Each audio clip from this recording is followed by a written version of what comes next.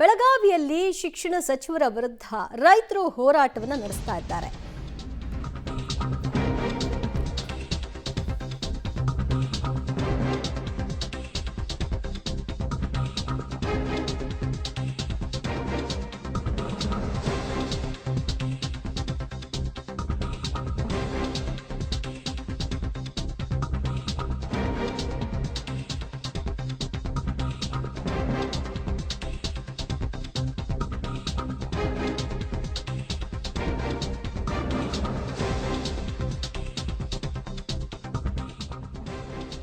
ರೈತರಿಗೆ ಅವಮಾನಿಸಿದ್ರ ಶಿಕ್ಷಣ ಸಚಿವರು. ಕನ್ನಡ ಶಾಲೆ ಅಭಿವೃದ್ಧಿ ಬಗ್ಗೆ ರೈತರಿಂದ ಶಿಕ್ಷಣ ಸಚಿವರನ್ನ ಭೇಟಿ ಮಾಡಲಿಕ್ಕೆ ಪ್ರಯತ್ನ ಆಯಿತು. ಸುವರ್ಣಸೌಧದಲ್ಲಿ ಮಧು ಬಂಗಾರಪ್ಪ ಭೇಟಿ ವೇಳೆ ಹೈ ಡ್ರಾಮಾ ಸೃಷ್ಟಿಯಾಯಿತು. ನಾನು ಎಲ್ಲಾ ಮಾಡಿದ್ದೀನಿ, ಹೊರಗೆ ಹೋಗಿ ಅಂತ ಶಿಕ್ಷಣ ಸಚಿವರು ರೈತರನ್ನ ದಬಾಯಿಸಿದ್ದಾರೆ. ರೈತರನ್ನ ಹೊರಗೆ ಕಳಿಸಿದ್ದಾರೆ ಶಿಕ್ಷಣ ಸಚಿವರ ಸಿಬ್ಬಂದಿಗಳು. ಶಿಕ್ಷಣ ಸಚಿವರ ನಡೆಗೆ ಇದೀಗ ರೈತರು ಆಕ್ರೋಶವನ್ನ ವ್ಯಕ್ತಪಡಿಸುವ ಮೂಲಕವಾಗಿ ಮಧು ಬಂಗಾರಪ್ಪ ಕಚೇರಿಯ ಮುಂಭಾಗದಲ್ಲಿ ಪ್ರತಿಭಟನೆಯನ್ನ ನಡೆಸ್ತಾ ಇದ್ದಾರೆ. ರೈತರನ್ನ ಹೇಗ್ ನಡೆಸ್ಕೊಳ್ಬೇಕು ಅಂತ ಗೊತ್ತಿಲ್ಲ, ಹೇಗ್ ಮಾತಾಡಬೇಕು ಅಂತ ಗೊತ್ತಿಲ್ಲ, ಇವರೊಬ್ಬ ಶಿಕ್ಷಣ ಸಚಿವರ ಅನ್ನುವಂಥ ಪ್ರಶ್ನೆಯನ್ನ ರೈತರೆತ್ತಿದ್ದಾರೆ. ಸರ್ಕಾರಿ ಶಾಲೆಯ ಅಭಿವೃದ್ಧಿ ಪ್ರಶ್ನೆ ಮಾಡೋದೇ ತಪ್ಪ, ಎಲ್ಲಾ ಮಾಡಿದ್ದೀನಿ ಅಂದ್ರೆ ಹಾಗಾದ್ರೆ ಕುಂದುಕೊರತೆಗಳನ್ನ ತೋರಿಸಿದಾಗ ಅದನ್ನ ಏನಂತ ಹೇಳ್ತಾರೆ, ಯಾವ ರೀತಿ ಉತ್ತರವನ್ನ ಕೊಡ್ತಾರೆ ಅನ್ನೋ ಪ್ರಶ್ನೆ ರೈತರದ್ದಾಗಿದೆ. ನೀವು ನೋಡ್ತಾ ಇದ್ರಿ ಸುವರ್ಣಸೌಧದ ಮುಂಭಾಗ ಭಾರಿ ಹೈಡ್ರಾಮಕ್ಕೆ ಸಾಕ್ಷಿಯಾದಂತಹ ಸನ್ನಿವೇಶ.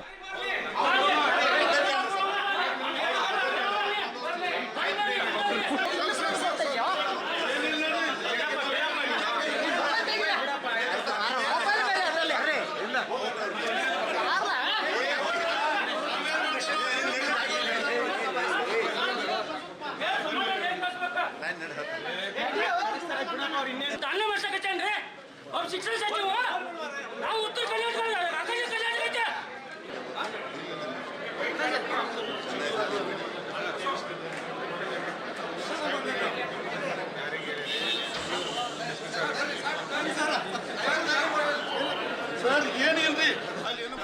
ಸಚಿವರ ನಡೆಗೆ ರೈತರು ಅಸಮಾಧಾನವನ್ನ ವ್ಯಕ್ತಪಡಿಸುವ ಮೂಲಕವಾಗಿ ರೈತರನ್ನ ಕಡೆಗಣಿಸೋದು, ಅವಮಾನಿಸೋದು ಇದು ಶಿಕ್ಷಣ ಸಚಿವರ ಸಂಸ್ಕೃತಿನ ಅನ್ನುವಂತಹ ಪ್ರಶ್ನೆಯನ್ನ ಎತ್ತಿದ್ದಾರೆ. ಕನ್ನಡ ಶಾಲೆ ಅಭಿವೃದ್ಧಿಯನ್ನ ಪ್ರಶ್ನಿಸಿದ್ದಕ್ಕೆ ಎಲ್ಲಾ ಮಾಡಿದೀವಿ ಹೋಗ್ರಿ ಅಂತ ಕಳಿಸಿದ್ದಾರೆ ಸಚಿವರು. ಮತ್ತಷ್ಟು ಮಾಹಿತಿ ಪಡೆಯೋಣ ನಮ್ಮ ಪ್ರತಿನಿಧಿ ಚೇತನ್ರಿಂದ. ಚೇತನ್, ಕನ್ನಡ ಶಾಲೆ ಅಭಿವೃದ್ಧಿ ಪ್ರಶ್ನೆ ಮಾಡೋದ್ರಲ್ಲಿ ಸಿಡಿಮಿಡಿಗೊಳ್ಳುವಂತಹ ಅನಿವಾರ್ಯತೆ ಏನು? ತಾಳ್ಮೆಯಿಂದ ಉತ್ತರ ಕೊಡಬಹುದಿತ್ತಲ್ವಾ? ಓವರ್ ಆಲ್ ಈ ಸನ್ನಿವೇಶ ಕಾರಣ ಯಾರು? ಖಂಡಿತವಾಗಿ ಕೂಡ ಇದು ಬೆಳಗಾವಿ ಸುವರ್ಣಸೌಧದಲ್ಲಿ ರೈತರಿಗೆ ಹಾಗೂ ಶಿಕ್ಷಣ ಸಚಿವರ ನಡುವೆ ವಾಗ್ವಾದ ನಡೆಸಿರುವಂತದ್ದು. ಏನು ಅರ್ಚನೆ ಆದ ನಂತರ ಮಧು ಬಂಗಾರಪ್ಪ ಕಚೇರಿಗೆ ಕೆಲವೊಂದಿಷ್ಟು ರೈತರು ಆಗಮಿಸ್ತಾರೆ.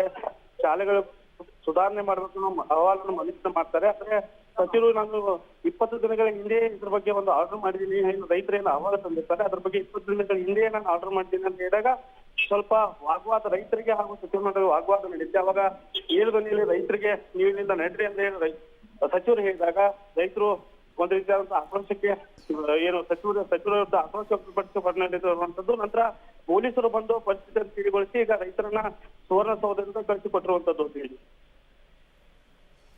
ಥ್ಯಾಂಕ್ ಯು ಚೇತನ್, ನಿಮ್ಮೆಲ್ಲ ಮಾಹಿತಿಗೆ.